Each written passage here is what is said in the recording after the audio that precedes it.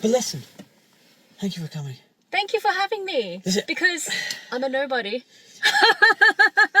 So I'm really glad you said this. And this is on the camera. It's going to be on the podcast at the beginning. You said this to me in the text. You said, you're nobody. I'm a nobody. Right. I could cry, but I'm not going to. So you don't understand, at the height of the mandates, when I had resigned to the fact that I'm going to lose my job and my career, and the pressure of taking something that I did not want. I did not want the substance in me. Yeah. The fear and anxiety that I had. And then I just resigned to the fact, that's it, my career's over. And I'm going to go down fighting. And then I came across NHS 100K. Yeah. And I don't think you realise, and I'm saying this on behalf of me and thousands of other people, how much we love and respect you guys and how you give us strength. And we were like, oh my God, we're not alone. Yeah. So when you say you're nobody, you're my hero. Everyone listening, Lilith is my hero. Lilith, I saw you on GB News. I saw you give interviews. You're a fucking legend. Give me a hug. Thank you. Oh, but it's just, I'm just a face. So, I know. It's a good long discussion about it, because for me, it was just, I had nothing to lose. So I sacrificed my face to be the front of NHS 100K. And I know how much we made a difference to people. So it's really the team, and it's really the people behind the scenes, because it wasn't just us. We were just able to, collect information from people and just bring it up. I know. And that really But helped to all people. of you. And you can talk about it. And all the people, and I don't know if you want to mention the names or if they want their names mentioned, because they might still be working and they might want to not have that public profile. Yeah. But the reality is, I know there was a lot of people like you, like Matt as well. Yeah. The ex-ambulance driver. Yeah, Matt, he's great. Matt, I love you, and I'm teasing you. I know there's a team behind it all, but what I'm trying to say is, you guys, your organisation, you represented literally 100,000 plus people. Yeah. And we thank you. Thank you. And I think if it wasn't for you, I don't care about any other organisation taking credit, if it wasn't for you guys, NHS 100K, we would have had those mandates. I think you guys stopped it. We were part of a puzzle piece, and there were a lot of, it was more you guys as well, because you were more respected, more in the front, more public facing than we were. So we were foundations, and we just kind of gave support to people who were working in the NHS or still working in the NHS, but it was you guys that kind of elevated everything else and made it more noticeable to government officials, to media, because you guys were in GB News talking about it and able to give a bit more, I guess, intelligence and, I don't know, the respect behind it. I was in the studio when you gave an interview just beforehand. Yeah. And the whole time I was just thinking, I was all mic'd up and sitting there on the stool, and I was listening to you, and I was like, oh my God, I love this person. Oh my God, listen to her. She's so courageous. She's so brave. She's so eloquent. I mean it. And I was just like, so I know you want to think that, oh no, but you're the doctor, you're the surgeon, you're consultant. No. We're all in it together. And I hate having doctors on a pedestal. I think one of the things we need to do is knock doctors off at the pedestal. They're no different than the paramedic or the nurse. Or does that make sense? It does, but it's just kind of in the public eye, a doctor has more grounds to speak. But wasn't it crazy? I mean, when I think, it was only a few years ago, we were both on that GB News. Yeah. Isn't that mental? and I don't know about you, but I genuinely thought, well, let's go down with the ship. Absolutely. That's why I did all those interviews and stuff, and that's why I put myself out there, because I thought, if we're bringing in mandates, I'm going to lose the job, and I don't care, because I didn't want to have that forced injection in me. And I just thought, with the experiences that I had with the LAS NHS, just there were certain things that I kind of thought, well, there's not really a point to having this be a mandate. I need to be able to choose. And I didn't want to work for someone who was going to force me to do something that I didn't want to do. 100%. And the thing is, oh man, You know, Elizabeth Hart talks about this. She's an Aussie. Yeah. I don't know if you know her. She's brilliant. She's a Substack writer, and she's been a campaigner against, you know, vaccines. You know, she wasn't against it, but when her pets died from the vaccine, she was looking into it. And then she was like, why are they injecting our pets so much with this stuff every year? Like, if you get immunity, why do you need to keep injecting? There's an and her initial campaign was, we're over-vaccinating. Yeah. So she wasn't saying that we shouldn't vaccinate. She was just saying we're over-vaccinating. And then she was like, yeah, maybe we're over-vaccinating our kids too. Yeah. And then from there, the more she researched, the more she was like, no, we shouldn't be vaccinating. And now she's gone to informed consent and how mandates are wrong. And that's, for me, what it's ultimately about. Yeah. And that's what the NHS 100K stood for, is just more the freedom to choose your bodily autonomy. Like, it wasn't against the vaccines. It was just, we just wanted the right to choose and not be punished for it. Yeah. But it's... and I think this is the biggest Achilles heel. Informed consent. Yeah. You know? Anyway, let's drive. So... we're going to talk in the studio, obviously. But listen, what are you doing now? Why is NHS 100K not still there? I feel it was such a powerful movement, a great brand, so much loyalty. What happened? I think because we worked so hard through that whole thing that when it was over, we really just broke down. Yeah. And we just... I mean... It's difficult because we worked so hard through it, and we know the pressures upon us, like, to keep going, but it was just so tiring. And then a lot of us were just tired of the whole working for movement. free. You're not getting paid. You're working. You're sacrificing your career, your reputation. You're open to attack. Yeah. Everything. Well, when we were doing it, I was luckily enough. I had a crewmate who understood. So she was like, so I was at work doing NHS 100K stuff. So it absorbed my life basically 24/7. Wow.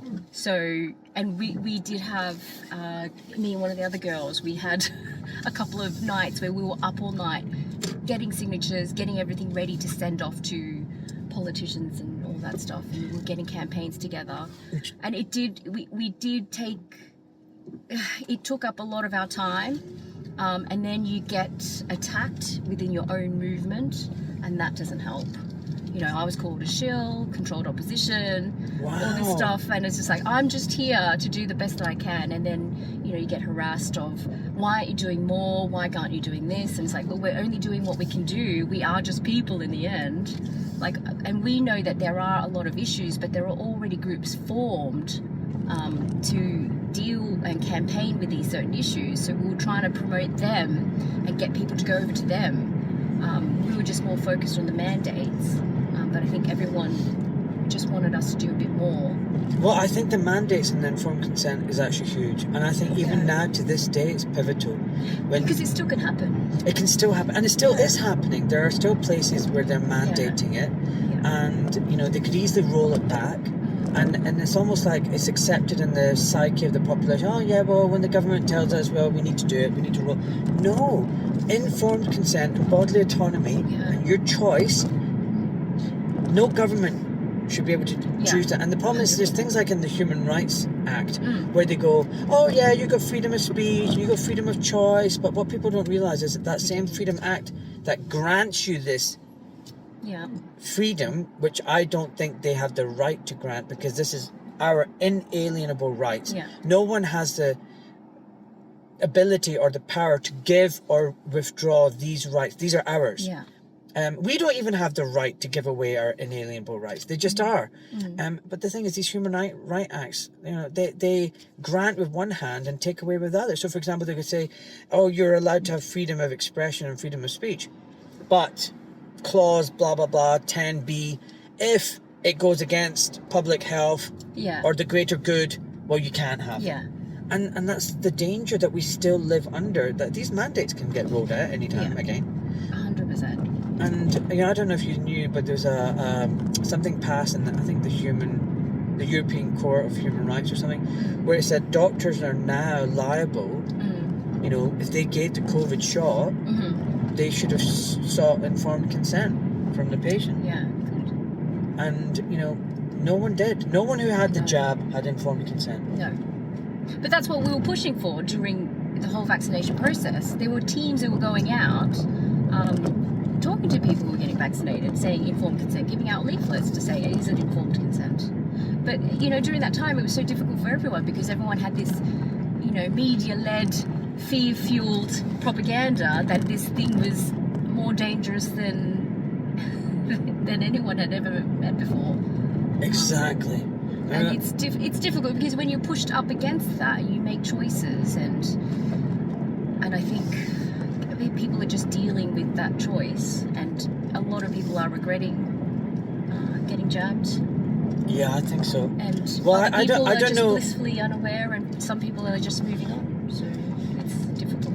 I don't know anyone who was unjabbed who regrets being unjabbed. Yeah. Oh, little pheasant. Aww. Come on, pheasant. Quick. You can tell we're in the countryside Yeah, now. it's nice. I've never seen one before. Well, yeah, well, that's a little pheasant. So, you know, no one who was unjabbed regrets being unjabbed. Yeah. But I know tons of people who are jabbed who regret being jabbed. Really? Yeah. You know, like you said, you know, people are getting sick now and they're unwell. They know they were coerced. Yeah. So, yeah, it's very sad. But I'm always concerned that they're going to come back and do this again. Yeah, because they will. Yeah, they will.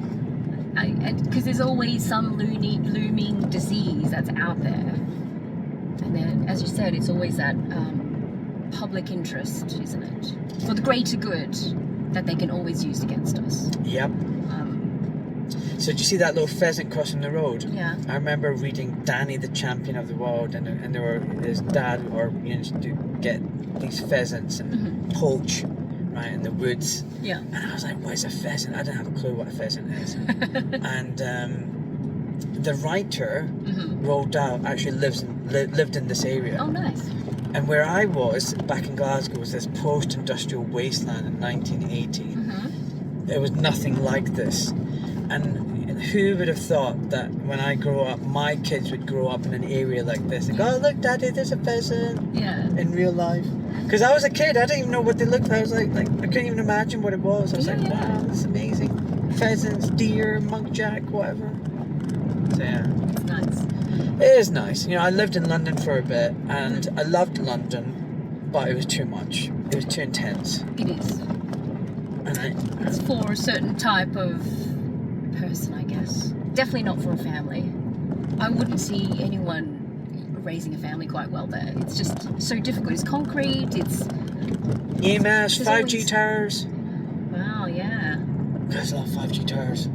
Everywhere. So are you still in the London ambulance service? I am. Barely. Hanging on by a thread. Do you have to be careful what you say? I think people know where I stand. But you've never been the kind of person who's not spoken out. I mean, like, you are. You're just... It was... I am me and everyone knows me as me. God bless you. God bless you for it. Even during, like, the whole pandemic, whoever was working with me, I would always go up to them and I'd say to them, if you've got a problem with the unvaccinated, you have to go up to management because I'm unvaccinated. So if you've got a problem with working with me, you need to go up to management. And how many people had No one. No one dared. Do you know what I mean? Because they were just like, well, do I raise an issue or just keep working with her? So even though they were uncomfortable with me being unvaccinated, it was like this choice of, do I make a fuss or do I just keep going? So, but I stood my ground. I was like, if you've got a problem with unvaccinated, you need to talk to management right now because, you know, I'm doing the shift and I'm unvaccinated. Do you know what you know what you are? An idiot! No. A loudmouth idiot! No, you got big ovaries. Yeah. You got big ovaries, you know. Yeah, because I was so mad during the whole thing. And I was like, you know what? If you've got a problem with it, you say it to my face. I love it. And I was like, because I hated the whole Facebook, make these awful comments. I was ready to stand. Well, I did. What do you mean Facebook, ugly, horrible comments? What do you mean by that? Work colleagues were saying, I don't want to work with an unvaccinated. Yeah. They're posing a risk. They should be fired. They shouldn't be on the front line. Yeah. And I hated that. Was this a private Facebook group? Well, it was London ambulance based, so I think it was only for London ambulance staff. Yeah. That's what I mean, private. It's like public can't see it. Yeah. And it was just all these comments were coming through, and I was like, You can say it to my face. So I told everyone, I was like, I'm unvaccinated. If you've got a problem, you take it up to management. Well, we still have a similar group. It's called the Doctors On Call Room. Yeah. Thousands of doctors on it, and Really? I got into I was entered into it in the hope that it would convince me to take the shots. Yeah. And it did the opposite. All I saw was groupthink, and the language and the behaviour of the doctors was just appalling. Yeah. I felt disgusted. Yeah. It's like, what the hell is wrong with you people? Yeah. Like, where's your compassion? Where's your empathy? Oh, the vaccinated are stupid. We shouldn't allow them to get treatment in hospital. It's like, what? Yeah. Like, one of the things that I was taught in medical school was like, even if you have a murderer, you treat them like you would any other person. Like, it's not your job to judge them. Yeah. That's the medical ethics. You have to treat everyone the same, isn't it? And here were my colleagues really acting and behaving in a way that I found shocking. And recently, one of my friends, who's an orthopedic surgeon, Ian McDermott, he entered that group. And you have to give your GMC number and everything. And he posted. He said, by the way, there's some concerns about the COVID vaccine and blah, blah, blah. And I got screenshots, hundreds and hundreds of doctors piling on top. Who is this guy? Why is he allowed to talk anti-vax nonsense? Kick him out of the group. He's an idiot. He's dangerous. It's scary. It's the way of the world. When you're on that side. And once upon a time, I was probably on that side. No, you wouldn't. But you wouldn't have been mean like that. And yeah, I always have this... I always think about this because I'm born and raised in Melbourne. And Melbourne was very different. Or is very different. And I always think, would I have been different in Melbourne? Would I have followed, taken the shots, ridiculed people who didn't want the vaccine? Because here, it's just completely different. Like, my life here is different. And working in the industry opened my eyes differently. Even, like, I think, because I was always on the edge and open-minded, but COVID allowed me to kind of see things very differently. Yeah. And now I'm down that little rabbit hole, or at least I'm on the edge going, I know what you guys are talking about, but I'm still on the edge. I'm halfway in between. So I'm aware of, the concerns over 5G, chemtrails and all that stuff, but I haven't delved into it. Yeah, I'm aware of it. It gets very slippery, and some people would say I'm as deep as you can get, but I'm still delusional. I'm deluding myself. I still feel like I'm half normie, but a lot of people would be laughing at this point, going, yeah, right, whatever. Yeah, everyone, it's just the way when you're on the edge and you're aware of those things, they all just see you. It was like the left, isn't it? Because they've moved so far left, they all see us as right. And it's the same deal. Yeah. What's really sad is about what happened to Melbourne. So I went to Melbourne for a week when I was doing my fellowship in 2010. I was working in Sydney. And I'll be honest with you, I loved Melbourne. Yeah. Because, no offence people in Sydney, but I thought where I was in Sydney, there's a lot of himbos and bimbos. There are a lot of people who are too posh to push. Yeah. I was on the North Shore. It was not my kind of people. Yeah. It was all about flaunting money or flaunting bodies. And it was just very superficial. And so then you went to Melbourne, and it was like this another city of 4 million people, big city. Remind me of Glasgow, the Victorian architecture, the grid, But people were so friendly and down to earth. Yeah. Great coffee places, great food. Oh my God, amazing food. I went to the Cookie Lounge once. That's a kind of like Cookie Lounge. It was just not. It had this like rooftop bar. Oh yeah, I remember Cookie. I think he's still around. It was nice. Yeah. And it was just nice. It was just lovely. And then you find out during COVID, it became like lockdown central. Yeah, like those and mandates and the shooting. I don't know if with the rubber bullets. Let's go inside. Let's go inside. You are listening to the Doc Malik podcast. This show is 100% independent and fully funded by listeners like yourself. So, if you wish to support Ahmed in all that he is doing, then please subscribe to his channel on Spotify or his Substack. Or simply buy him a coffee with a one-off donation, links to which can be found at docmalik.com. Now, let's get on with the show.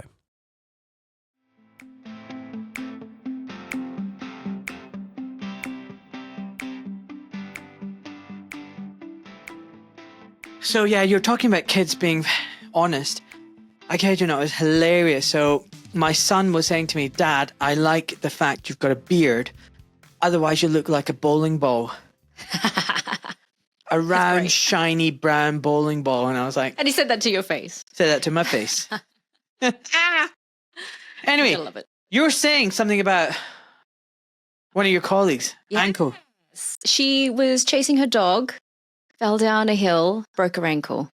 And she said that you looked after her. Did I? Yeah, I think she's up in Liverpool, I think. And she came down here? I don't know if she came down there or if you were doing something up there. Oh, I've done everything down here. Really? I don't know. But people have travelled to come and see me, and there's been lots of people with dog injuries. Yeah, really. But yeah, she did. I think she did say, Dr. Malik looked after me, and he's a big advocate against vaccine mandates. Yeah, 100%. Well, we've just recorded that little bit in the car. And look, like I said, you guys are legends. I love what you're doing. You're amazing. So listen, let's go back in time a bit. When did you come over from Melbourne to London? So I'm originally born and raised in Melbourne. Parents are Vietnamese, so their boat people came in after the war to Melbourne. And I came to London in 2015. So about 10 years ago. 10 years. And I've hit my 10 years of service with the ambulance service that I work for. Okay. So I've got my certificate and my badge. And me and my team leader had a laugh because I didn't think I was going to make it, particularly after the mandates. So we just had a handshake and said, we made it. Well, I made it, really. Yeah, well done. And do you want to stay? Like, do you want to go back to Australia? Like, no, I find Melbourne to be a bit of a small town. And it's not a small town, but just going back there for visits, you kind of, it feels like everyone sings the same tune. So you're either left or you're right. You either read The Age or you read the Herald Sun, and they are respectively left and right media outlets. yeah. And I feel like people don't think for themselves. They parrot what the media think. Yeah. And I lost a lot of friends over the mandates back there. And they're just basically following what has been printed. And they've never asked me why I feel the way I do, why I went the way I went. So no, like Melbourne is just a different place now. And I like London where it's very diverse. There's different kind of opinions. And I feel like basically everyone's here for the same thing, which is just trying to keep their family safe, keep the family secure, working to benefit their children, kind of the basics of humanity, what we're all here for, really, which is just to create love and create security for ourselves. Amazing. You know who you remind me of? You remind me of Malik Trin. Do you know who she is? No. Malik Trin is a GP in Australia. Oh, really? She is literally one of the boat people. Yeah. She came over when she was 5 or something. Great. And, was brought up in a sweatshop. Yeah. Literally worked her way up, had to learn English, worked with her relatives. I think her mum died, was killed by the Khmer Rouge. Yeah. Really tough upbringing, went through med school, became a doctor. And then when COVID came about, she was like, I'm not doing this. This is wrong. I'm going to treat my patients. And then they suspended her and she's been fighting in the courts ever since. Yeah. Okay. She is a warrior. Is she still in Australia, is she? Yeah. I just needed to mention her. I love her. It's even harder in Australia. That's all I know. Because it's just, as I said, it's like a small town. So, you either think one way or not. Yeah. And if you think a different way, you are basically ostracized. And then, so she was saying how, she was brought up being told about authoritarian regimes, about persecution, about having your freedom taken away from you. Mm. And, Australia was maybe the land of the free. And little did she think that it would become this dystopian world that she'd escaped from. Mm. And it's kind of crazy. And it's, it's funny. You and I are the same. So you're born in Australia. I was born in Scotland. Mm-hmm. My parents are immigrants. And I remember my dad telling me at the back of the shoe shop, this country's amazing. It's nothing like where we came from. You've got all this freedom and you've got, the press is free. The politicians aren't corrupt and all of this stuff. And I'm like, I couldn't have that conversation now with my kids. Yeah. Yeah, that's interesting. And sad. Yeah.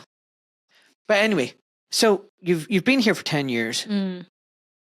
Let's go back to the COVID pandemic. It's all kicking off. It's meant to be terrible. It's scary. People are dying. People are, apparently dropping down dead in the streets.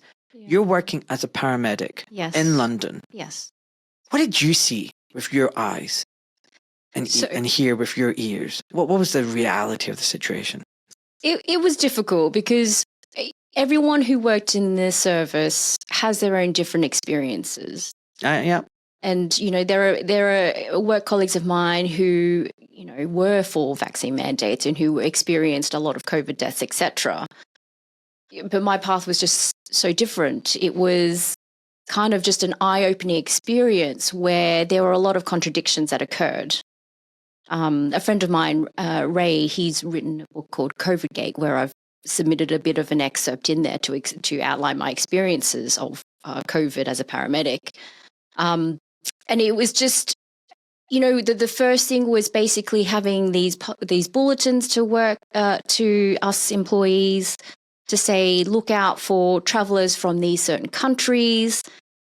And for me, it was like, well, this is a respiratory virus. It's going to spread really quickly. We should be looking at anyone who's travelling, because if you know respiratory viruses, they just spread so quickly.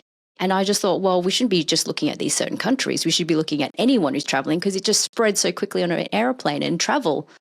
And it was just basically being told by the upper management that we're just basically stupid and you shouldn't be thinking.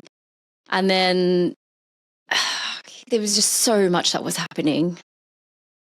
So it was just all these commands coming down from the top, and then my reasoning, trying to kind of figure out what they're going for, my past experiences, and just like there was just a disconnect with what I was. But what were the kind of like contradictions that you mentioned? Like, what were they? Well, so initially it was looking out for people who were traveling from those, I think it was the 5 countries, it was like South Korea, China, etc. Whereas I was thinking, you know, people traveling anywhere needs to be, you know, looked at for potential COVID cases. And then it was the whole masking, which initially I was for, because I thought, well, it's a respiratory virus, everyone coughs and splutters, you might as well keep a lid on it. But then when I was going into A&Es, if I brought in a patient with a mask, they'd rip the mask off. They would shout at me. They'd be like, take that mask off. It doesn't need to be on them. I'm like, yeah, but you don't know if they have COVID. We're about to be locked down. Like, why would you not take this seriously? And then as we went on in the pandemic, it was just all these other little changes. Like, so we have our flow charts, etc., to kind of keep patients safe. I think you're aware of, like, you know, with your guidelines, etc. So normally if we had new score, when we new score our patients, if it's in the 3 category or red category. What does new score stand for? So I think it's a National Early Warning Score. So exactly, yeah. So it's basically to determine whether a patient has a chance of deteriorating. It's like a form of triage. You're determining how sick they are. Yeah. Prioritizing them and stuff. Yeah. And being aware and be ready for something to kick off. Exactly. So we have a threshold, which is basically any red news score or a score of 3 or more should be seen at hospital because they need to be looked at and they have a chance of deteriorating. But during the pandemic, we were leaving people with news scores of 5 at home. Yeah. And it was a borderline of like, if they hit 7, then definitely you should take them in. But if it's a 5 with these other like categories, consider leaving them at home. Yeah, don't you find that weird? I found it extremely weird and very contradictory. This is what woke me up. So I fell for the fear porn and I was saying, oh, we need lockdown too for a few weeks. And then when they were saying stay at home until you're practically dead, then come up to hospital, I was like, this is madness. Yeah. This goes against everything I've been taught in medicine. Yeah. For me, it was basically the same. It was just like, well, the NHS isn't, we don't need to be protecting the NHS. We need the NHS to protect us. Why are we staying away from the NHS when it should be there to gather the information for research purposes? So for me, it was more like, I know that in hospitals, you have a lot of doctors who are doing research. They enlist patients into their research and then they discover kind of what treatments work, blood results, etc., things to help their projects. Yeah. But with COVID, it was like this ban, this new deadly disease brand new, deadly, but we're not going to research into it. We're not going to bring these people into hospital where we can conduct this research. We're going to leave them at home and hope for the best. Yeah, that's a bit weird, isn't it? I found it weird, but maybe I'm a bit strange. But I just thought, well, the best place for a patient should be in hospital where they can be monitored. Blood results can be taken daily and see what is changed, and where you've got the scans, you've got all the examinations that you can do, and you've got treatment there. And early support. Early support. Fluids. Antibiotics. Yeah. Well, you know and I know that most respiratory infections, what really gets to people is that secondary bacterial infection. Yeah. Get the antibiotics. Yeah. And there's dehydration. Dehydration. Yeah. And it's like, it's very, very simple. Get the fluids in them. Yeah. Maybe a little bit of supplemental oxygen and antibiotics. Boom. Am I right? Yeah. But apparently we're wrong because so many people were left at home. So to that point. When I look back, I remember they were saying ambulances were queuing to get into hospital. There were so many sick people. Was that happening? Or was there the sick people because people were being left at home right to the bitter end? And that's what was then causing the problem. What was happening? There was a combination of things. So there was a big build-up before lockdown of people who were unwell. But we were normally busy anyways during winter. So we always have a winter crisis. Yeah. So at that time, during COVID, I'd been working as a paramedic for 5-6 years. And my local hospital was getting queued up. We were getting queued up longer and longer. So when I first started, we were hitting the 15-minute mark. The next year would be 30-minute delays. The year after that would be an hour and a half, to the point where we were queuing in corridors, all 13 crews, maybe 20 crews, and we would be there for a good 2-3 hours. That was a normal winter pressure where the hospitals, for some reason, don't expect respiratory viruses, don't seem to know how to cope with people with respiratory viruses. And still to this day, they still seem to not be able to manage people who are unwell during that period. So before it all kicked off with the whole trickling of the news from China, we were busy anyway. So we were starting to queue up. And then obviously people started getting scared. So the normal respiratory viruses, they freaked out because they were listening to the media. Yeah. And so we were getting more calls because they were like, is it COVID? Is it COVID? We don't know. We're not doing any testing. We don't know. And so we did have those massive queues. But then the moment we locked down, yeah, quiet. Really? So normally so on a night shift back then, I could do 6 to 8 jobs. But once we hit lockdown, in the height of the pandemic, I was doing 2 jobs a shift. We had time to rest. We had time to sleep. Time to dance. Time to dance and karaoke. And it was the same with A&Es. So A&Es, so as awful as it sounds, we took a breath and rested because we were so punished for the past 5-6 years. Probably longer for people who've been working for longer. Like it was just so busy at that time all the time that when this came, we breathed a sigh of relief. Wow. But that was during lockdown, people being told to stay at home. And then it got busy again once lockdown lifted. Once we had 50% meals or something to get people back out into the community. And then the next lockdown, we were busy again, probably even busier. So. And did you see a lot of coughing and spluttering? Why were you busy? Was it just things that had been missed and people just presenting now with other problems? Or did you see this respiratory illness like never before? Was it any different than the previous years, or was it pretty much the same? So for the first lockdown, we had a few people who just died suddenly, apparently suddenly.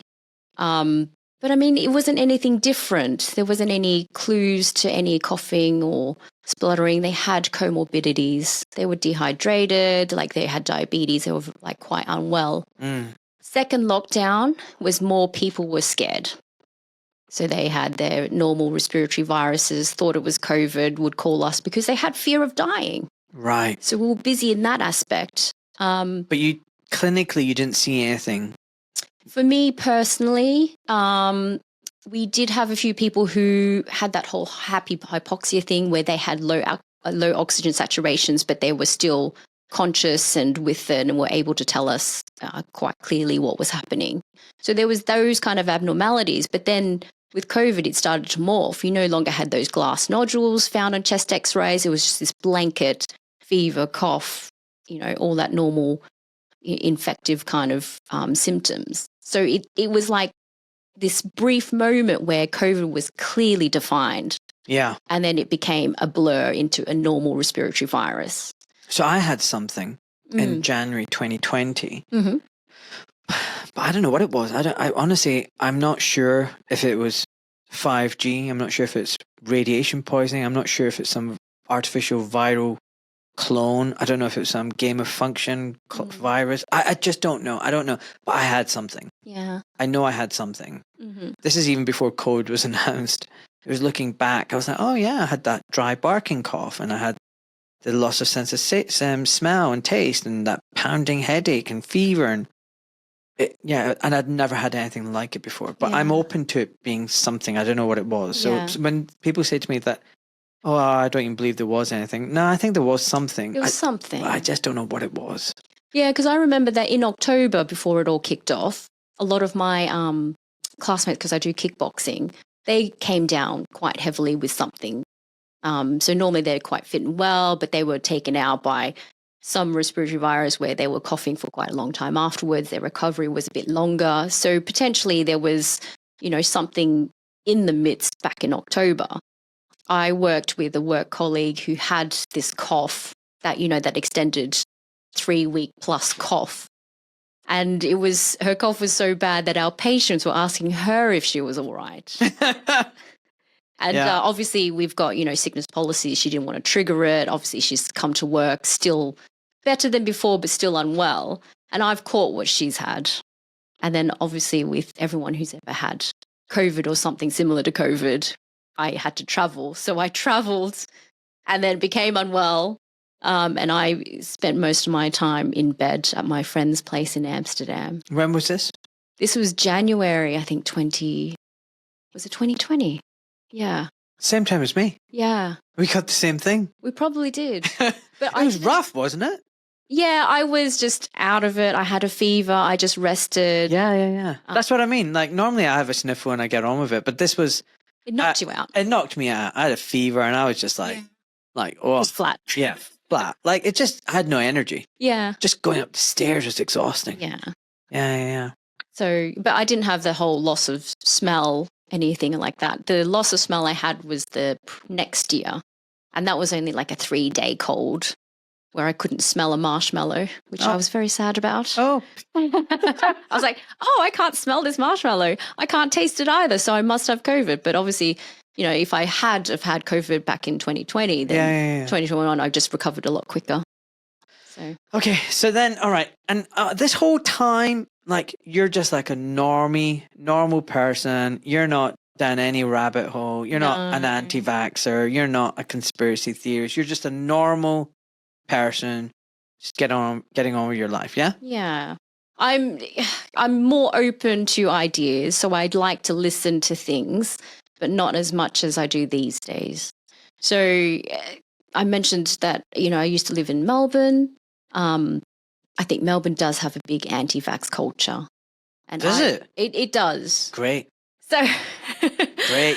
Well, I mean, in terms of, there are people who are against vaccination, and then there's the other team who poo-poo people who like to have informed consent and who want to make choices in their lives and for their kids' lives. And not have toxic substances injected inside them. Yeah. And I was probably of the camp of who did poo-poo these anti-vaxxers.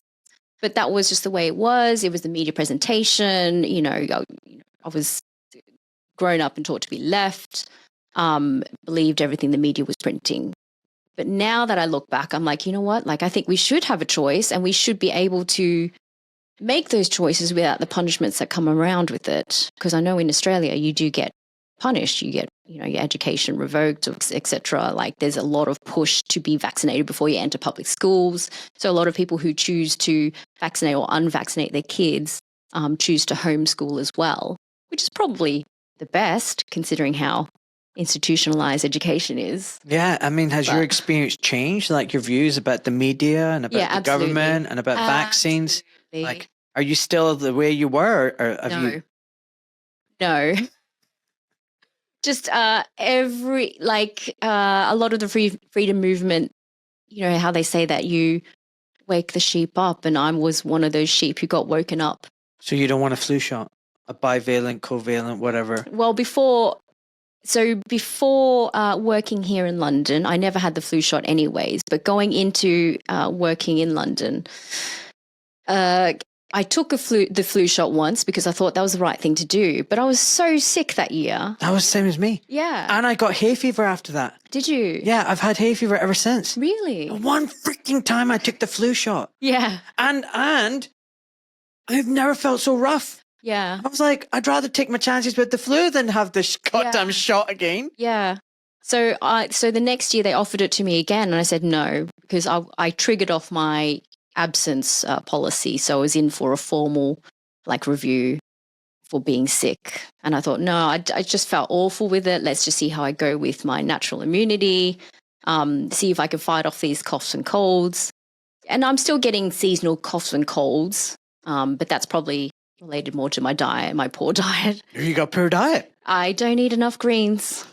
Really? Too many cakes and donuts than vegetables. And I do notice that if I'm going hard with the carbs and the sugar, then I will definitely get sick. Yeah, 100%. Yeah. So, I hardly have any greens. I have lots of meat.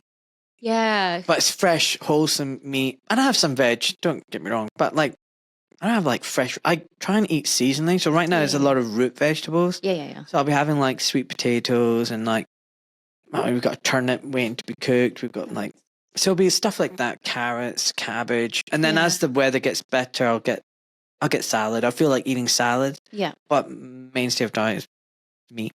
but people do the carnivore diet and they rave about it. So yeah.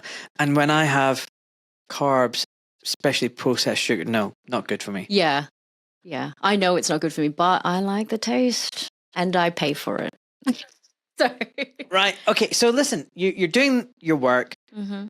You're having a nice quiet time during the first lockdown. A lot of places tell us, and they lied. They said, it's overwhelmed. We have to save the NHS. And it's funny. Someone recently said to me on my Instagram, every Friday I do a question time. So on Instagram, I've always done that. Even as a foot and ankle surgeon, it was one of the things I started doing, and I've carried on in the last 6 years. Every Friday it's question time. Mm-hmm. And someone said to me, would you trust the NHS?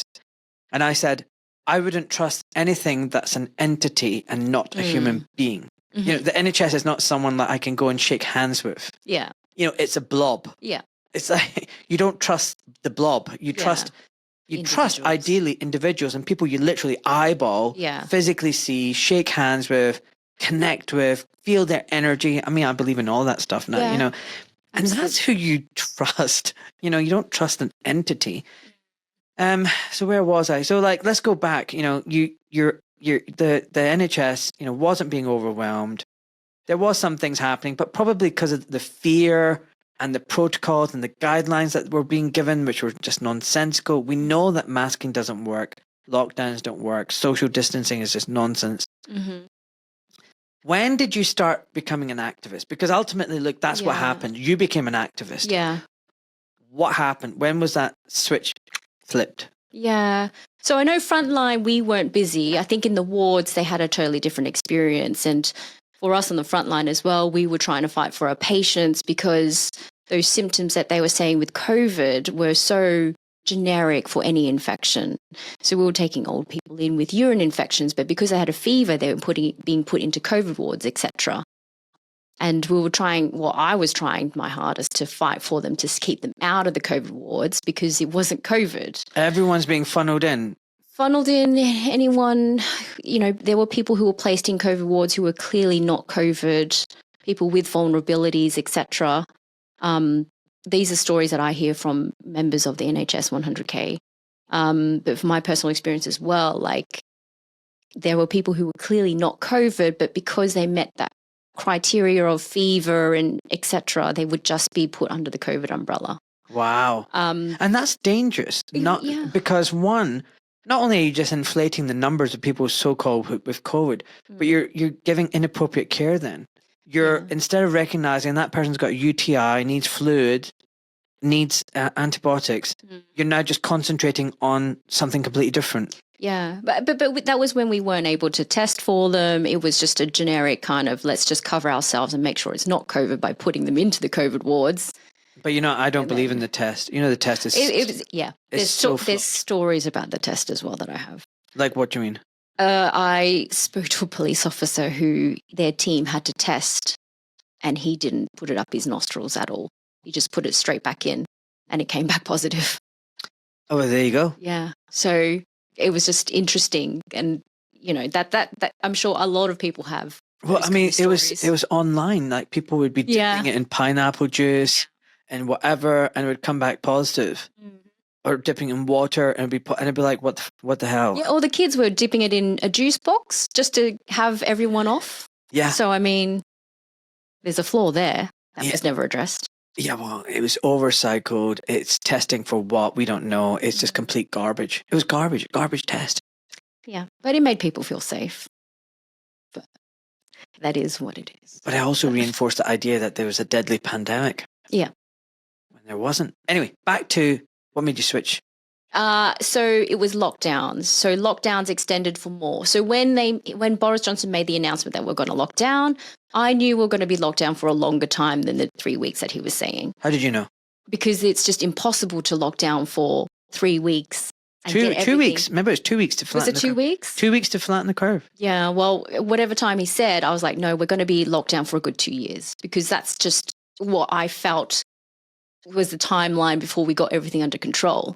And I was like, I don't want to do this. 3 weeks is not going to be 3 weeks. It's going to extend. But everyone was like, no, it's 2 weeks. It's 2 weeks. It'll be fine. And obviously he extended it. So it was another week. It was 3 weeks and then he extended more and more. And then I think at work, we were getting more calls with people who were anxious because they weren't going to work. They were struggling to pay rent. They had kids at home. The area that I work in, I think, for the first lockdown was hit the hardest because it was multi-generational households, multi-occupancy households, poor socioeconomics. People were struggling. So they were worried about paying their rent, paying their bills. Are they going to go back to work? And I had more of an increased anxiety call-outs. So palpitations, people who were stressed. Went to one family who was in a multi-occupancy household. So it was one room, mum and dad, and I think 3 young kids under 6. Oh, wow. No backyard. Of course you're going to go bonkers. And they were like, what do? I don't know what to do. Like, I have chest pains. It's like, well, of course you got chest pains. You're looking after 3 kids under 6 who can't go anywhere. There's no internet for them because internet costs money. Like, there's no backyards for them. They're not allowed outside. You can't go to the park because they were taping up the playgrounds. Like, people were just going crazy with this lockdown. And I thought, this lockdown can't happen anymore. Like, I've had enough of it. And I lived alone then. And I was, scrolling through Instagram. Everyone's having this beautiful life of, these big spacious homes, cooking bread, internet all the time. And I was just sitting in my own little house going, my life is not about work. I need to go out and do the things I normally do to feel active, to feel social, and I'm not allowed to do it. Yeah. I don't want to be in this position. And somehow I managed to, I saw a sticker that was about a protest. And I think it was Stand Up X. So I had a look at the website and what they stood for. And then I had a look at what protests were on with them, went to a few of them and just kept going. And then I think they had that big one in March. I think it was the next year though. I think it was 2021. Because I think for the first year I was playing the game, wearing the mask, trying to be good. And I think it was first the mask started to frustrate me because I was like, it's not working. It's not doing anything at all. People are still getting sick regardless of whether we wear a mask or not. Well, you know the data, don't you? The data is like no statistical difference whether we wear a mask or not. Well, the thing is, it's like trying to keep a mosquito out with a football soccer net. Yeah. Like for viral particles who are the tiniest. It's laughable. It's laughable. Yeah. It doesn't even make sense. Yeah. But back then I was like, let's do the good thing because, you know, I know that most of the time with, you know, before COVID, I was getting coughed on, etc. All those particles, it does make you sick. So I was like, let's just wear a mask. Let's be good. And then by the end of it, I was like, stuff it. I don't want to wear this mask. I'm sick of it. I'm sick of suffocating all day. You know, I never thought I'd be the kind of guy who would go on protest marches either. Yeah.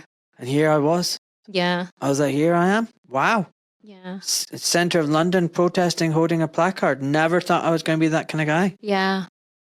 Because the big protest that they were advertising, I think it was March 2021, I think it was. And it was a big one. Yeah. I think it was 2021. But I only thought there was going to be 30 of us. And it was just masses of people. And it was the happiest moment of my life because I knew I wasn't alone. So I think it was before. And they were all normal people. Yeah. Now, I don't know about you. The first time I thought I was going to go into protest march, I was like, oh my God, I'll be like, who's going to be here? Yeah. And then suddenly you just saw normal people and families and happy people and. Yeah. Just people who were tired. Just fed up. Yeah. Because I think there was a march beforehand that was getting broken up by police. And I think that was at Bishop's Park or somewhere in Richmond. And they were small, but it was nice to see people out and about. They were playing music. It was all nice. It was happy vibes. It was a nice sunny day. And I was like, I'm not alone. And that's what really got me because I was like, because we all thought that we were alone because you weren't allowed to talk about it. Yeah. And then to see all these people coming out to make a stand was just, it was such a relief to know that you weren't alone. I was just here in my garden. Yeah. I was locked down, couldn't go to the private hospital, couldn't do anything, stuck at home with 3 kids. Yeah. And I'm not being ungrateful. You know, at least I've got a garden. Yeah. You know, I could look up at the sky. I was having barbecues. I was doing a lot of work, digging out our pond, filling it in, you know, just, I was alone. I was very cut off. Wasn't speaking to any of my former colleagues. Yeah, really. No, they were all in the NHS and loving it. They were out in the garden, paid to do nothing. Yeah. Not operating anymore. And they were like, what have I got to worry about? But see, I wasn't in the NHS anymore, so I wasn't getting paid. Okay. So I was struggling. I was like, oh my God, how am I going to pay the mortgage? Yeah. I've only got so much. You know what it's like? You only have like 3 months of savings, 2 months of savings in your bank account. If you don't earn, then you're like, whoa, what am I going to do now? So that was a lot of stress for me. Yeah. But my colleagues in the NHS couldn't give a flying.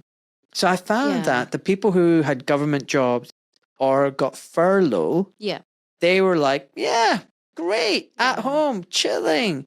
Whereas people who work for themselves, self-employed, entrepreneurs, like we were all struggling. Like it was not a good time. The government never helped us. They weren't like, oh yeah, here's a handout. Yeah. It's tough. Yeah. I think, I know definitely like in the NHS, it was just a break for everyone because we'd been under so much pressure. But also like there were people who were being furloughed. I spoke to I think a rehab nurse, and she asked her bosses if she could retrain into respiratory rehab, and they denied her, which I thought was interesting because obviously with COVID, it's all respiratory related, and she knew that, you know, she could retrain and go back into work, but they denied her the training. They said, no, we don't need you. Wow. Which I thought was just like, really? Well, I've had a NHS manager on the show, and she tells me that, you know, she walked through the hospitals in the height of the lockdowns and it was dead quiet. So I know you're saying the hospitals are busy, but, you know. Potentially. I was never there. I've also got an A&E doctor, you know, who's told me it was dead quiet, and his boss actually said, hey, can we do, you know, TikTok dances? Yeah. There were a few nurses who did. And that's more than one doctor who told me that. So the Ish, who's been on the show, told me that. And another doctor who doesn't want to be named said the same thing. It was like, it was complete nonsense. We were dead quiet. Yeah. And talking about names, you're not actually Lilith. but you can't say your real name. And I think that's I think that just, it's important to mention this because it reflects on the culture and environment that we live in and the risks that you're taking. Can you just explain that? Yeah, so I went by my nickname, my online nickname, Lilith. So during uni, we all had online nicknames and I chose Lilith. And then when you're getting onto these groups with Telegram, etc., I just continued to use my online nickname. And it was just easier to introduce myself as Lilith because that was how people knew me. And I just kept going with it. But also it kind of gave me a slight protection because I'm still working. And the moment you name yourself, etc., you get into another world of trouble. Oh, trust me, I know. Yeah. You saw what happened to me. Yeah, I heard what happened. Okay, but anyway, carry on. So even just mentioning work, I can't name them. I mean, obviously it's pretty obvious because I'm working in London as a paramedic. But, the technicalities change when you start naming it. And even work colleagues who did see me on the news, etc., they sent it up to management. They said, look at her. She can't do this. But your colleagues dobbed in on you. Yeah. There was a video of me on Sky News that they circulated and they sent it up to management. And I know who they are. And obviously they wanted something done about it. But because I didn't name myself, because I didn't name my workplace and I was not in uniform, they can't do anything about it. So my online name has to keep going because the moment I name myself, it kind of changes everything. Like, as with your professional counsels, etc., it changes. You get meetings, then you get investigations, then you get suspended, and then you get your license taken away. Does that sound familiar to you? Yes. So I'm on a formal final written warning. You are? Yes. So despite your anonymity, despite not wearing the uniform, despite not naming your bosses, you're on a final written warning. Yes, but that's because I'm non-compliant. And I was non-compliant during COVID. Non-compliant in what way? Well, we have policies. So one of our policies was with cardiac arrest, you're meant to be in full FFP3 masks, Tyvek suits, etc. So I went to this job where it was an outdoor cardiac arrest. It was in the height of Omicron. I presented these facts to them during the meeting, but of course they don't take notice of it. What was it? It was like 76% or 80% had been vaccinated with at least the first shot. But this gentleman, unfortunately, he drank poison. So I think he had like a industrial grade pesticide. Oh, shit. Yeah. And obviously it's after COVID, isn't it? So the lockdowns are still happening. He's probably lost his job. He wants that. He wanted out. Suicides apparently went up through the roof. Mental illness went up through the roof. There's so many things that happened that weren't really, they weren't nice. There was 13-year-olds who were jumping off balconies because they had to go back into school. So say that again, what? We had, a work colleague of mine went to a job where a 13-year-old threw himself off a balcony because schools were reopening. And he didn't want to go back? I don't know the story of it, but I know that schools were reopening and he's thrown himself off the balcony. Oh my goodness. I don't know the result of it. But the job that I went to was an outdoor cardiac arrest. He drank pesticide. I went in, I wore a surgical mask because that's just what I did. And then a team leader came in, where's your FFP3? It fogs up my glasses, I don't want to wear it. So they told the incident response officer. Incident response officer gave me an FFP3. I put it in my pocket, kept going. And then we decided to load to hospital. I tried to get in the back because I was attending to continue patient care. Team leader was there, said, you can't be in here with the surgical mask. I said, fine, you do the work then. So I just drove one of the vehicles up to hospital. And they obviously didn't like my non-compliance. And so they reported me and that got taken up to a formal investigation.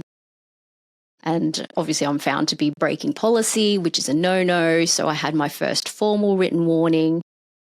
And my more recent final written warning was just because I was arrested during some of the protests and I failed to tell workplace, which is fine. It's part of the policy that I'm supposed to tell them when I'm. Oh, Lilith, I love you so much. Can I just tell you something? Like I thought I loved you before I met you. God, I love you so much.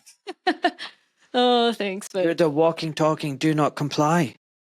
I just refuse to. But I know that part of our policy and our work contract is you're meant to tell them about any arrests, cautions, etc. But this was a protest during a time when I was, we were all facing vilification. People hated us for what we stood for. There was no way that I was going to get a fair, meeting. So I chose not to tell them because it's my right to protest anyways. So I didn't tell them about that, but then it flagged on my DBS. But I thought that had all been cleared up and done because the allegations that they had was thrown out of Crown Court. The only thing was I paid a fine for a charge, which I just didn't realise. I was just happy to not go through Crown Court. So I paid that and I just didn't think about it. And I failed to notify them, flagged up on the DBS, and they said, "What is this?" And I said, "I don't know. You tell me." And then the charge came up and said, "Oh, okay." And I explained to my team leader what happened, that it was a charge, like with all protests, they charge you with things that are not correct. And so they charged me with this. And then obviously you have to plead guilty because you don't have to, but I said a few things in anger, which kind of incriminated me. So I couldn't really get out of it. But listen. Hi, me again. You're listening to the Doc Malik podcast. This show is 100% independent and fully funded by listeners like yourself. So if you wish to support Ahmed in all that he is doing, then please subscribe to his channel on Spotify or on his Substack, or simply buy him a coffee with one of the donation links which can be found at docmalik.com. Now, let's get back to the show. It's the same playbook though, but you've not done anything wrong. You've not harmed a patient. No. Right? No one's been harmed, and basically what they're getting you on is a technicality. Yeah. It's the process, it's the procedure, it's bullshit. Look, let's just call it for what it is. They don't like you, they don't like what you're saying and what you're doing, and they're going to find some reason to twist the knife inside your, back. Yeah. That's what it's all about. I mean, considering that there are a lot more significant charges and cases out there within my workplace, and these people get moved to different areas as opposed to getting, reprimanded. Right? So I just think this is ridiculous. And I was ready to be fired, and I was ready to go to the media because I think it is everyone's right to protest.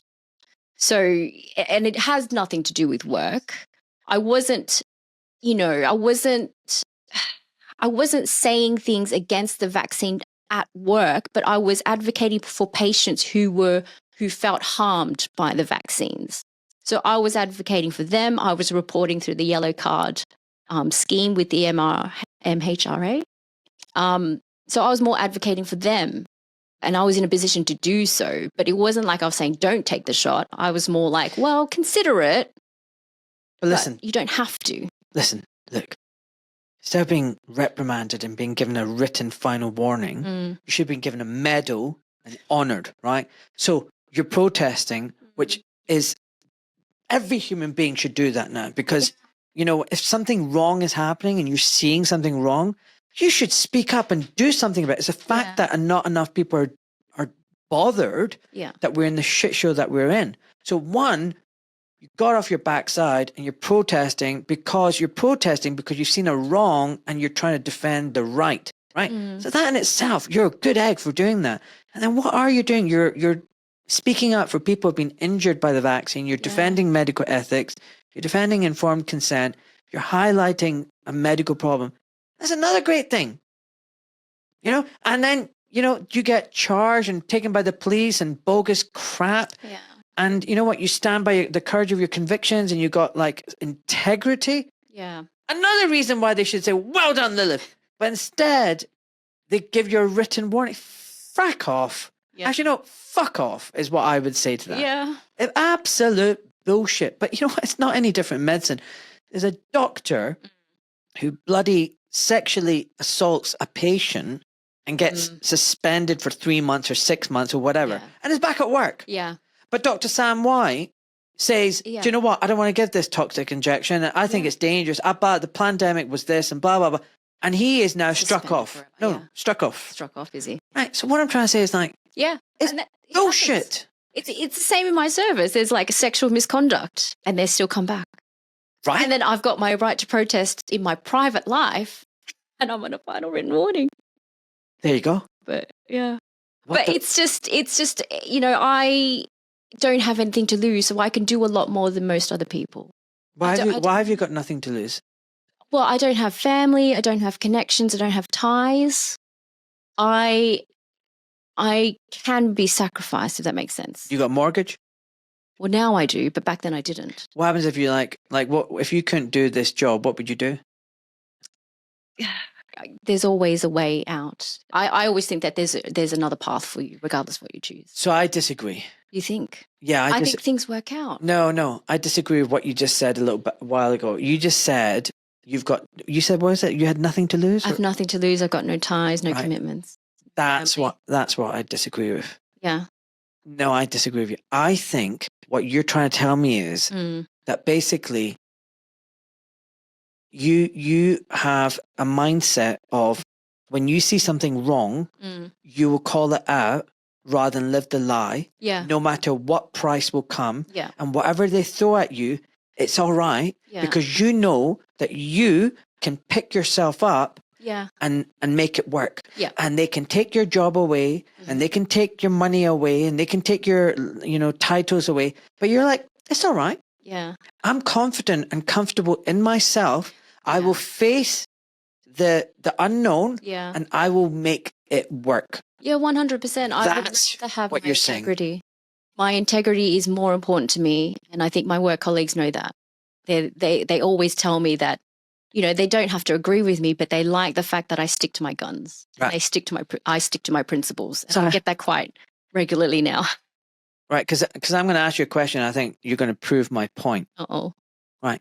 So you got family now. You got a little baby boy or girl, right? Okay, hypothetically, Hypothetically. Okay. You got a mortgage, right? You got your little job.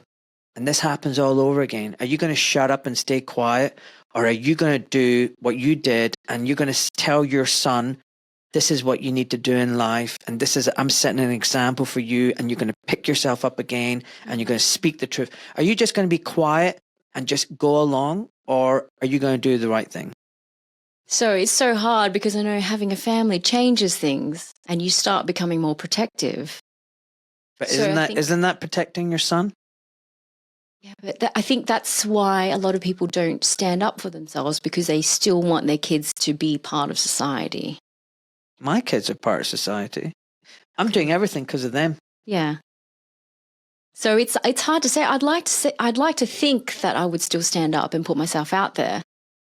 But I think the problem is, with the way the world is going, you are more likely to be black-bagged these days.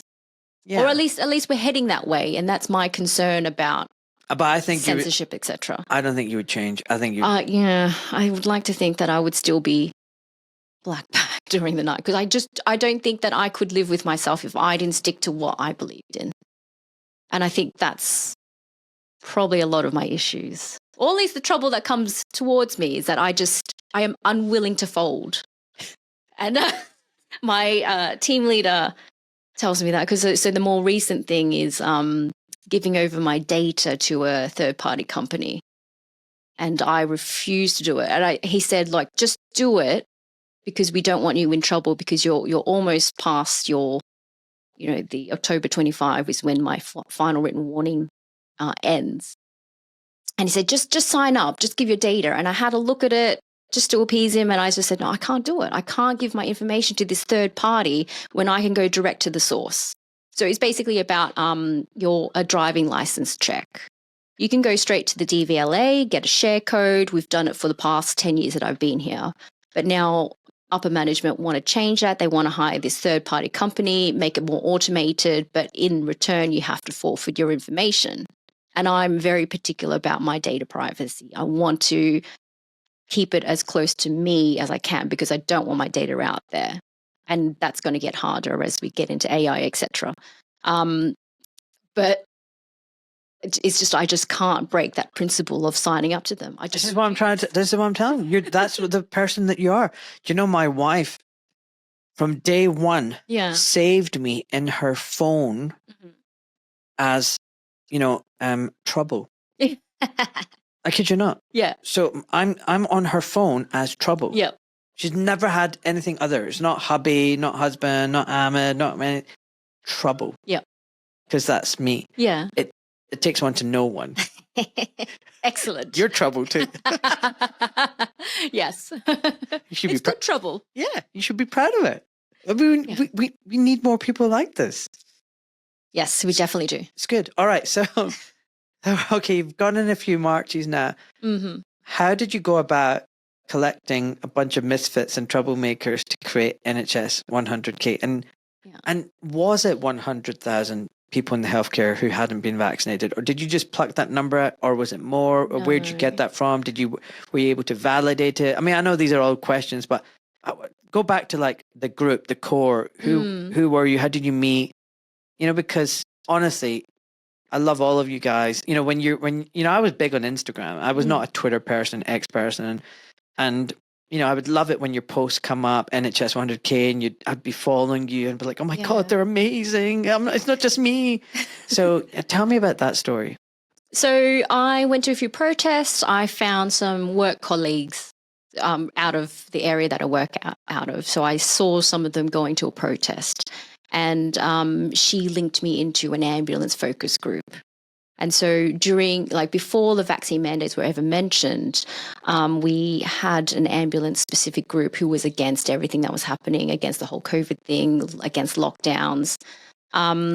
So they started to create and plan because they heard the care workers were going through their vaccine mandates.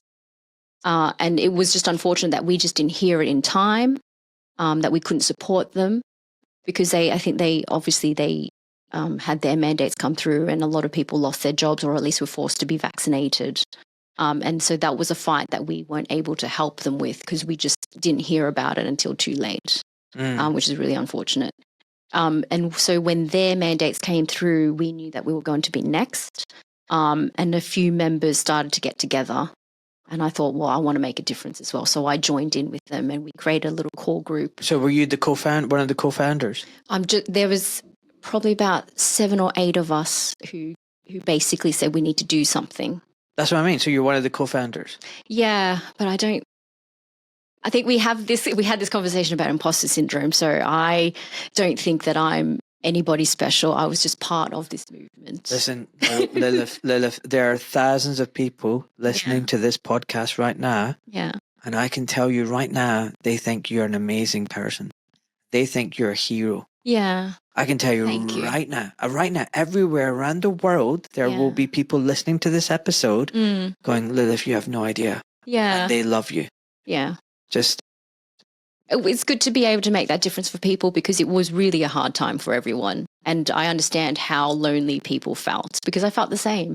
And I just chose to be more public as part of the group because everyone else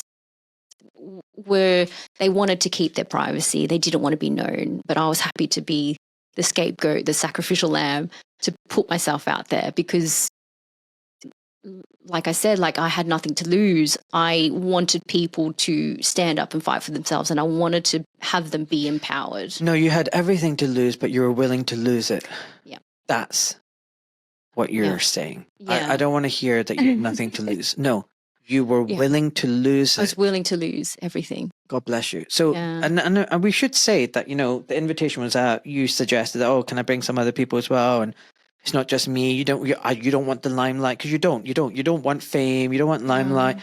And other people didn't want to come. They're a bit shy, but they also don't want that exposure. They're still working. Yes. And again, credit to you for stepping up and saying, no, people need to hear this. Yeah. Thank you. So those other people are still working? No. So I think two of our paramedics have quit, went into different pathways. I think some are still in the industry. I'm not 100% sure, because as happens with everything, we all start losing touch with each other. So you got together, created it. Who came up with the name NHS 100K? So I don't know if I can name them, but one of the guys did. He created 3 different domains, and we ended up choosing NHS 100K because I think there was like uniforms against mandates, etc. Because we felt that it was going to be the emergency services to get tackled down first. I went through that phase. I bought like 10 domains. Stop medical mandates. Stop medical vaccination. Yeah. Because I was just thinking in my head, what do I do? What am I going to go? And I bought all these domains and I went a couple of marches. Then I came across you, and then this other organization, and then I kind of just like joined together. And anyway, so back to right. So you created the domains. They had 3 domains. Yeah. So he created some domains, and then in the end, we all went for NHS 100K.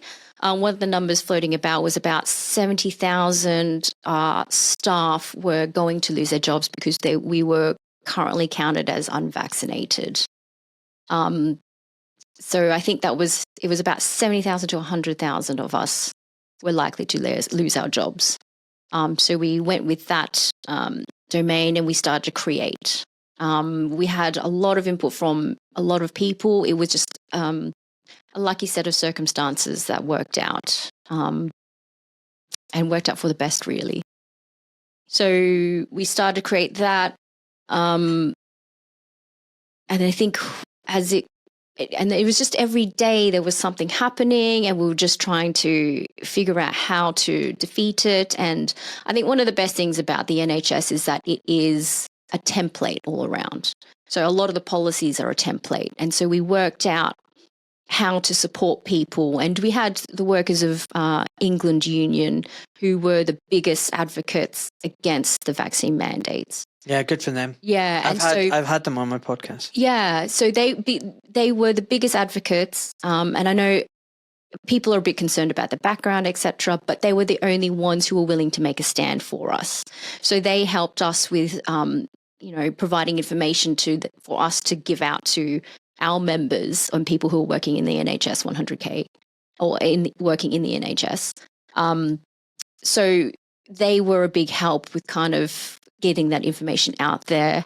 We had a lot of really strong activists out there who created these groups and, got information out and provided the support for their members. So it was just, we had a really good, strong group in the NHS. I think there was a group who were mainly maternity staff, and they were going to cripple one of the maternity wards in an area. Wow. They were and that was the fear that I think most NHS teams had, was there enough numbers to cripple their services? And we knew what power we had, because we knew that the NHS at the moment, or even back then, was under pressure, and you couldn't afford to lose staff. And so I think we stood strong knowing that we could 100% cripple the service by just leaving. I mean, this is such a powerful message to everyone listening, that even a small, dedicated, driven minority can make a huge change. Yeah. And it wasn't just NHS workers. Look, I was full-time private surgeon. And I know, because I work in private hospitals, private reception staff, private secretarial staff, they were not vaccinated. They were going to lose their job. Yeah. So it was definitely more than the numbers they were giving, by the way. Yeah. That was like and that's another playbook that they kind of wanted us to isolate and think that we were just fringe and we're alone and there's no one like us. But actually we were legion. Yeah. And, the playbook is always to make you feel that you're nothing and no one else is like you and everyone else is coming on board. But they lie. They lied to us. They lied to us about how many people got the vaccine. They lied to us about how many people were not towing the line. And in the future, if they ever try to do this, just know that even a few of us, if we just say no, if we do not comply, they can't carry on. Yeah. The only way they have power is by us giving it to them. Yeah. And just enough of us need to say no. Enough of us have to be troublemakers to go, no, we're not going to do this. And honestly, I think it's like 10, 15%. Yeah. And we can just totally unravel it. And I think they just saw that it was, remember we would say the things like hold the line? Yeah. Remember? Yeah. It was just hold the line. Let's just face off. Like, Yeah. don't back down.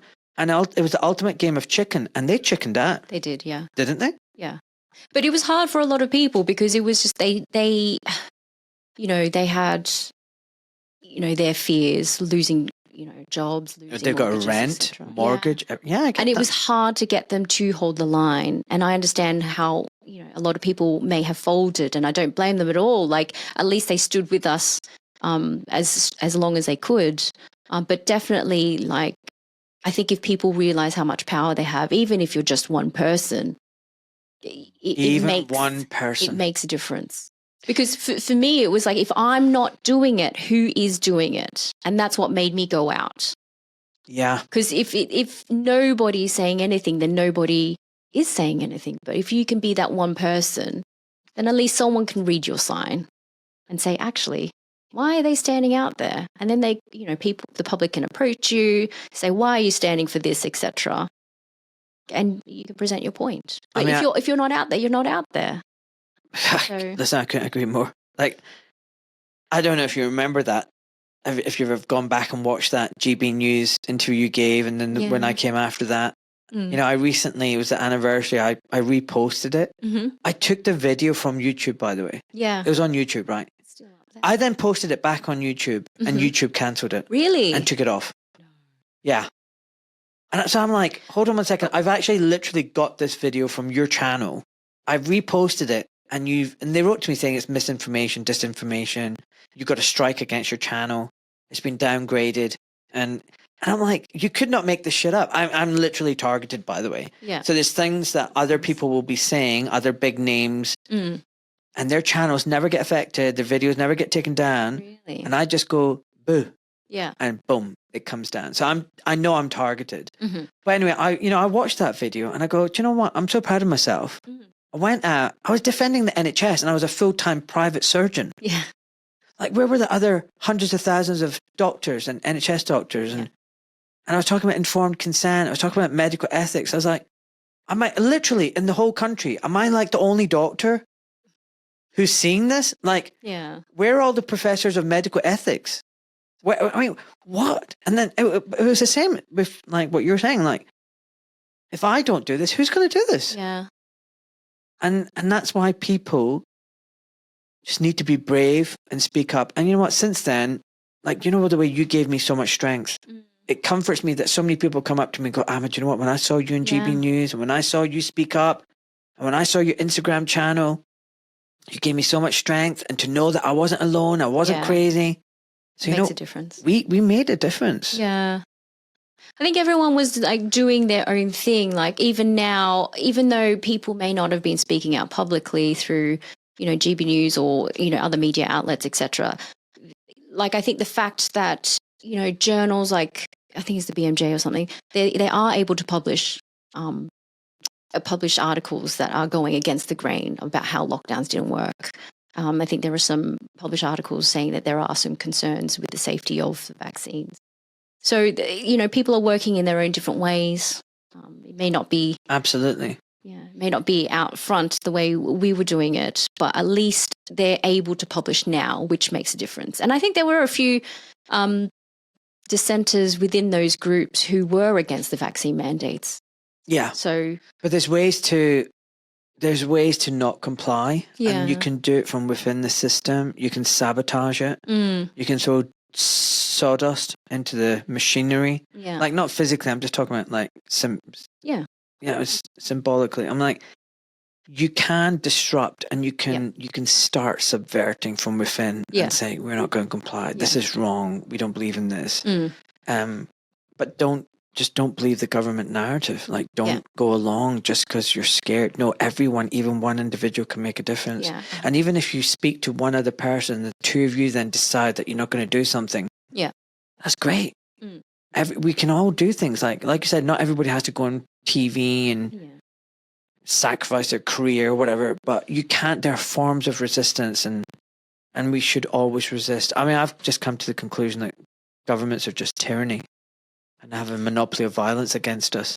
They are an authority who believes that they have our best interest at heart. But I do believe that no one knows our best interest except us. So I would claim that they pretend to have our best interest at heart when actually they have their own and their paymaster's interest at heart. Yeah, no, that's probably more accurate. The psyop is to make us feel like they're our mum and dad looking after us. Yeah. When it couldn't be further from the truth. Yeah. So anyway, it was very hard work because you're working, but you're having to invest all your free time. You're not getting paid. You're setting up all the stuff, campaigns, websites, interviews. What was it like? It was hard. There were some sleepless nights trying to get some petitions out to members of parliament. Lots of planning and just getting everything ready and prepped. And, you know, we're not funded by anyone. Everything's like self-funded. So trying to pay for certain things, like we would have loved to have done some, you know, big signage, etc., but we just didn't have the funds for it. So everything was basically just grassroots, doing what we could do. And it was tiring. It was... Because I've talked about this with you and I said, why did you guys disappear? Like you had such a great brand, so many people following you, so much love and respect for what you guys were doing. Yeah. There's another organization that's got memberships, got lots of money, and it's gone on to other things. Like, why didn't you stay like a force of good? We need you. Like, why did you disappear? Yeah, a lot of, so some of the founders were thinking about continuing on, but I think the truth of it was that we were so burnt out. We were working so hard to go against these mandates. Even at work, we were speaking up. It was taking its toll on us. So when they did overturn the mandates, we just kind of collapsed and just couldn't get back up. It was hard because it was just like the fight of our lives, because we put everything we just gave everything. And, you know, there were so many groups that were doing their little things, you know, with kids being vaccinated, informed consent, and we were trying to get people to go to those groups because they were the more efficient. They knew their stuff. They had the information. So we were trying to get people to join in with theirs. We didn't want to grab their group. Ours was purely about the vaccine mandates. You really were quite altruistic. So in a nutshell, young Miss Troublemaker, what is your problem with mandates? My problem is that everyone has the right to choose, and we're smart enough to realize when something is a danger to us. And I think during COVID particularly, I think if more people were sick, then we would have been vaccinated anyways. But the truth of it is that in the beginning, we hardly knew anyone who was suffering with COVID. So that's why we were always cautious with the vaccines. We're like, well, we don't know anyone who's sick with it. And then to be told that you need to get it, you have to get it, or you don't have your job, you can't go shopping, you can't go to the movie theaters, you can't eat at this restaurant. Just having those restrictions be placed upon a choice that you should be free to choose was just getting a bit, it was invading my space. Like, why? Like, if the traditional idea of a vaccine is to protect you against a disease, why are you scared of someone who's unvaccinated? Bingo. So why am I being restricted? Like, if your vaccine is so efficient and works so well, why are you scared of getting the disease? Well, don't you understand? It's like when it's raining outside, I really need you to have the umbrella to keep me dry. Yeah. Like, that's the logic. It doesn't even make sense. Yeah. Why are you not wearing your umbrella? Don't you see I'm going to get wet now? Like, yeah. It doesn't make sense. Yeah. Like, and we're standing quite far apart, so it's not like I'm standing under your umbrella. Yeah. It was just madness. So you have to be you're vaccinated, and apparently your vaccine is like a shield that protects you. What kind of shield is that then, that if an unvaccinated person comes along, your shield just dissolves? Yeah.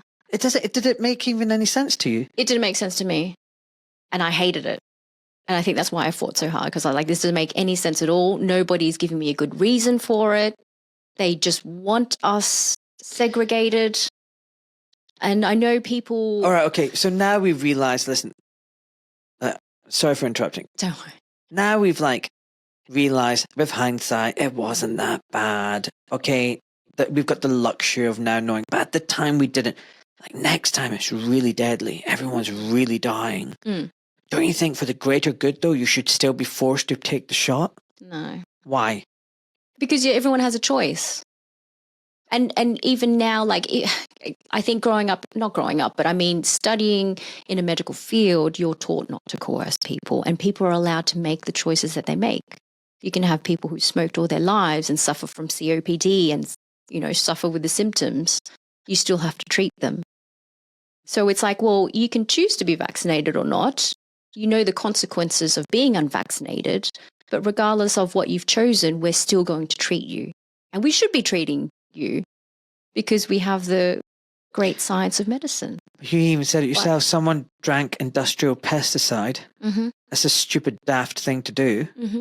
Putting a burden on the NHS and the healthcare system, but you still treated him. Yeah. Did you say, oh no, I'm not going to do this? No. Did you say, oh stupid idiot, I'm not going to do this? Isn't that against our oath, our Hippocratic oath to do? It doesn't make sense, doesn't it?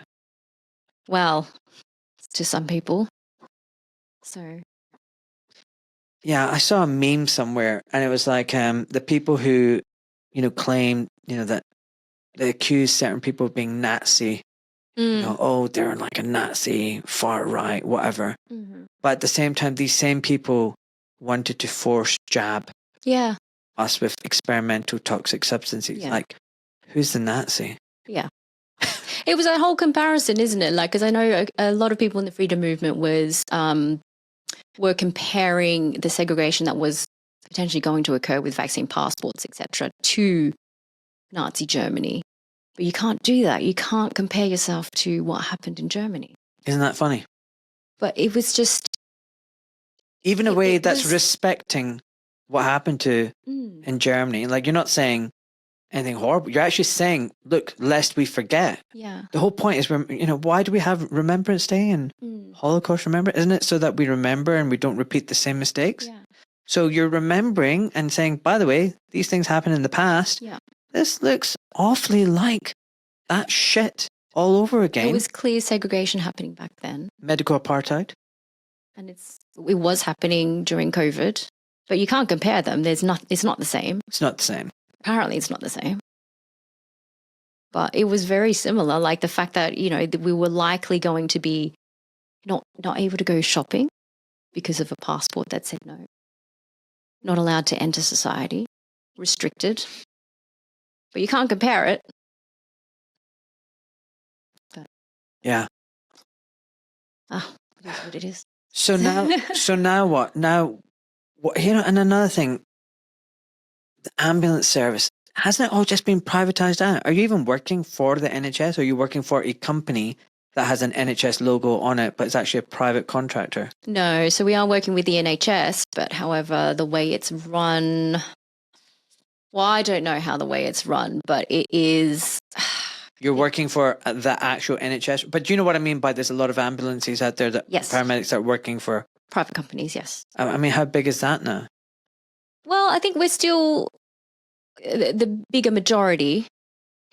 There are smaller contracts out there, and they support us because we can't get enough ambulances out there. But that's a totally different issue. That's hospitals, you know, bed blocking, etc. So we get stuck at hospitals. So it's not that we can't respond. We're just stuck because of other failures within the hospital system. Privatization of social care, privatization of hospitals and outpatients, etc. So that's just a totally different issue. But in terms of the ambulance service that I work for, it is not privatized. It is under NHS care. Okay.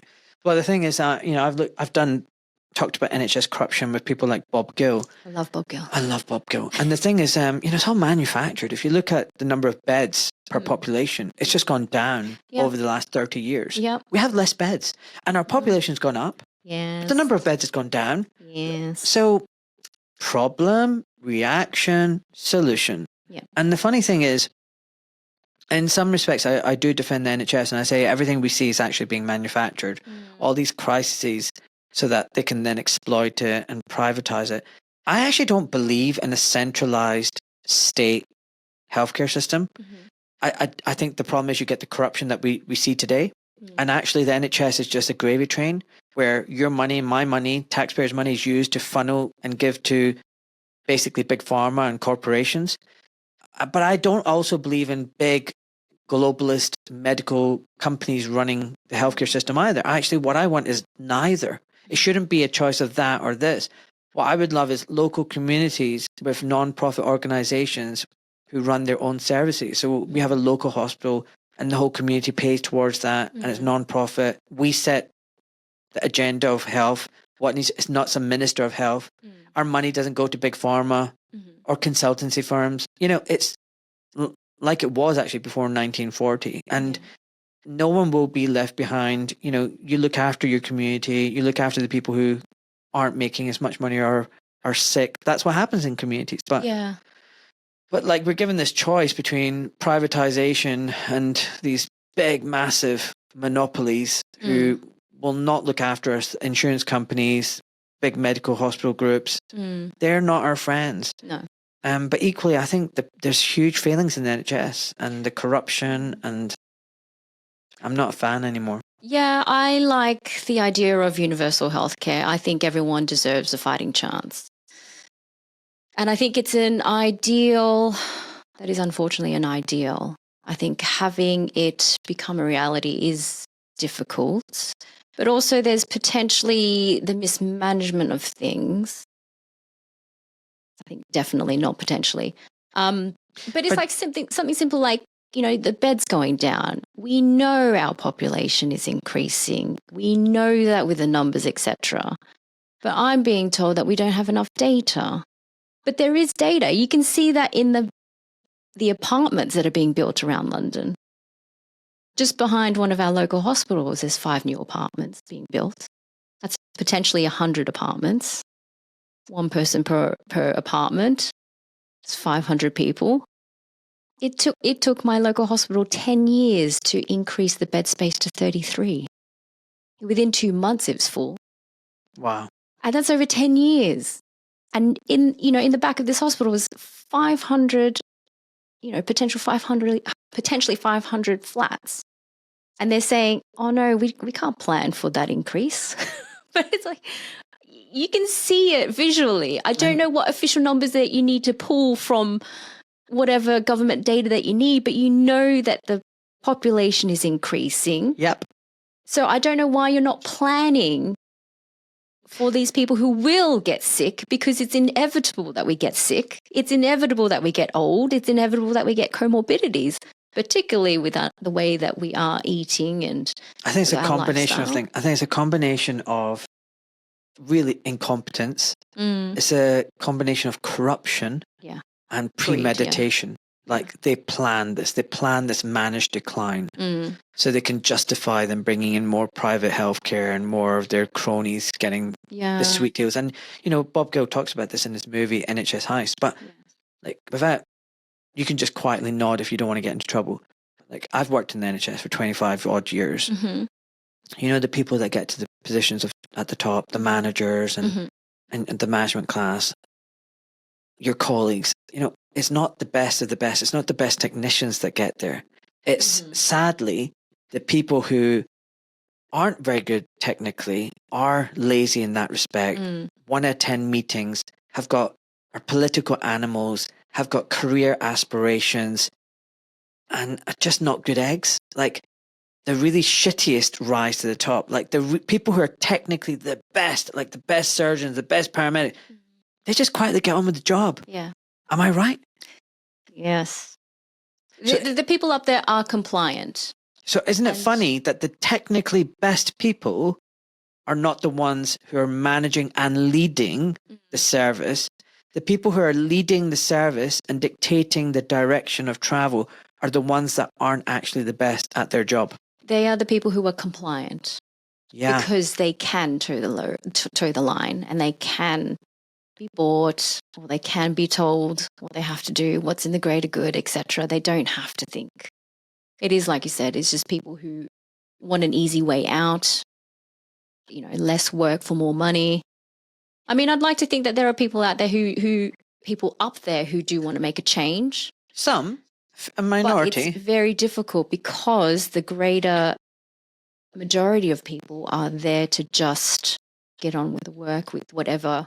I remember, whatever they want to decide. I remember speaking to the surgeon, not an orthopedic surgeon. And early on, I wanted to become head of the department. Yeah. Not because of any whatever aspiration. I just wanted to sort out the shit. Yeah. I was fed up of all the inefficiency and crap, and I thought I could change it from within. Yeah. So I was very eager beaver, I was like, get in there. So I became clinical director, and I realized what a shit show it was. Yeah. And I was so disappointed. But I had this senior consultant come up to me, and he goes, Ahmed, you know what? If you do this right, you get some merit award points. And by the way, I never got any consultant merit award points. I never got any of the garbage. And it was called Clinical Excellence Awards. Yeah. But the funny thing is, it's for no clinical work at all. Yeah. It's for attending meetings. So I don't know why it's clinical in there. And there's nothing excellence about it. It's about attending lots of meetings and talking crap. Okay. So all these people got their clinical excellence awards. Yeah. And he said, Ahmed, if you do this, you get your clinical excellence award, and then from orthopedics you become head of surgery. And then you can aim for medical director. I'm gonna try and be the medical director. And then you're on £250,000 a year. Yeah. And you got a gold-plated pension. And you got your merit awards. That's another £150,000. And he goes, you just attend meetings, Ahmed. You don't need to worry about patients and complications. Yeah. That's the avenue I'm going down. And yeah, he did. He's now a medical director. Yeah. Doesn't do any real clinical work. Yeah. Gets paid about $400,000 a year, bought himself a nice farm. Yeah. Well, he would say that he's done it the smart way. Because it's easy, isn't it? You don't have to fight. You just have to go to these meetings and you get paid a lot of money and you do. And you nod. You nod, yeah. And you toe the line. You toe the line and nothing gets done. You just talk the talk and talk shit. Yeah. But I wasn't that kind of person. Yeah. But that's why we're in the positions that we're in. Yeah, exactly. Fighting a more important fight. Exactly. But I just wanted people to know what the culture is like, Yeah. Because, I get told sometimes that I should aim for certain management positions or positions of authority. I tell them they would never accept me because I'm not compliant. And they know how I am. So they would just look at my application and be like, no way. She just caused too much trouble. Back to trouble. Right, listen, last question of the day, and then I'm going to drop you off at the train station. Thank you so much for coming all the way out here. I really appreciate it. I know it's been a long journey for you to just get out here. Not at all. Thanks for having me over. No, it's been amazing. You're on your deathbed. Could be next week. You got your loved ones all around you. Before you pass away and meet your maker, what words of wisdom or advice would you give everyone? Stick to your guns and fight hard. Yeah. Because I don't regret anything that I did over COVID. It was like the first time I was alive, putting my, just like you said, I put everything on the line. And I don't regret it. Even the arrest, even the formal final written warning that I'm currently on. But I stuck to my guns, and I would rather that than bend the knee. Oh, sister, you absolute warrior. I love you so much. Honestly, I wish more people had this grit and fire in their belly like you do. Yeah. You're clearly not on an SSRI. Yes, thank you. All right, listen, thank you so much for coming. I really appreciate it, by the way. Thank you for the discussion. Thank you for having me. And you need to come back one day and talk about whatever you want to talk about. Absolutely. Thank you for participating in the COVID pandemic as well, because I do believe that you made a difference with, Dr. James, Steve James, I think it was. Yeah, Dr. Steve James. Like, he turned the wheel, I think. And then having you guys talk about it gave more authority to our concerns. And I know you say that, you're just doctors, but for just normal people, you guys make the difference. In the end, I'm just a paramedic. I'm just a glorified taxi driver. You're never just anything. But, we could support our members, but you got through to the public. And I think that made the big difference as well. I think you got through to a lot more of the public than you appreciate. Yeah, seriously. I'm telling you right now. Everybody knows your brand still, and that's why at some point in the future, I think it'd be great if you could resurrect it and, people would trust you. I mean, the thing is, because of who you are, you've got integrity and you're authentic. And you know what? You've got a lot of trust in the trust bank. Yeah. And in this day where there's so much that's fake and false and authenticity is so rare, you're very wealthy in those things and people would trust you. I mean, I would trust you. Yeah. I would trust you over, and I've just met you, I would trust you over so many people that I've known for years because I know who you are. Yeah.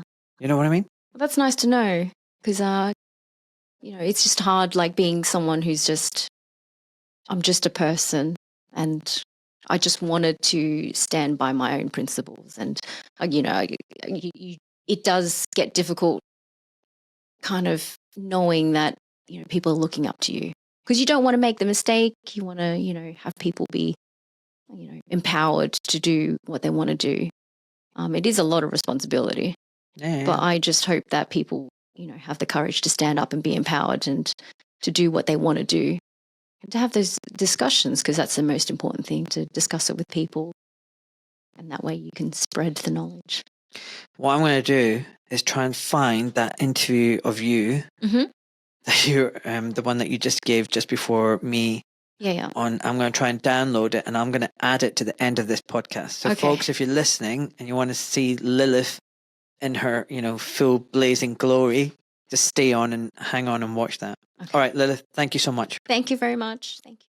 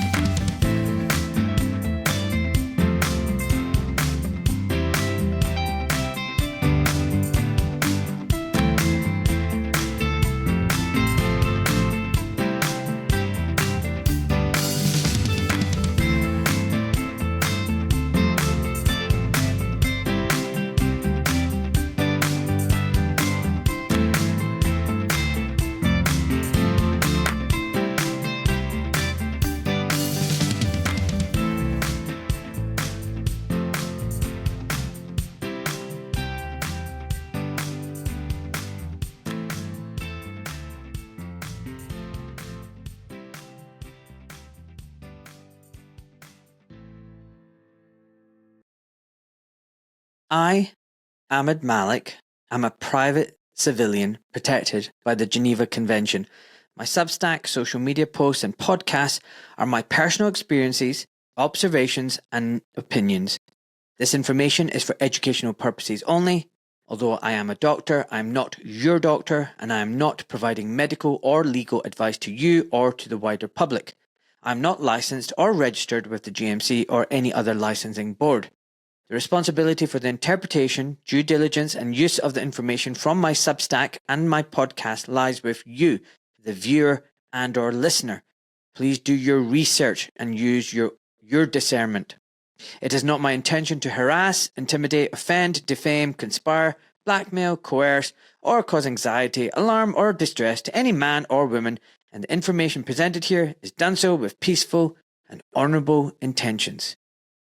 Enjoy, folks.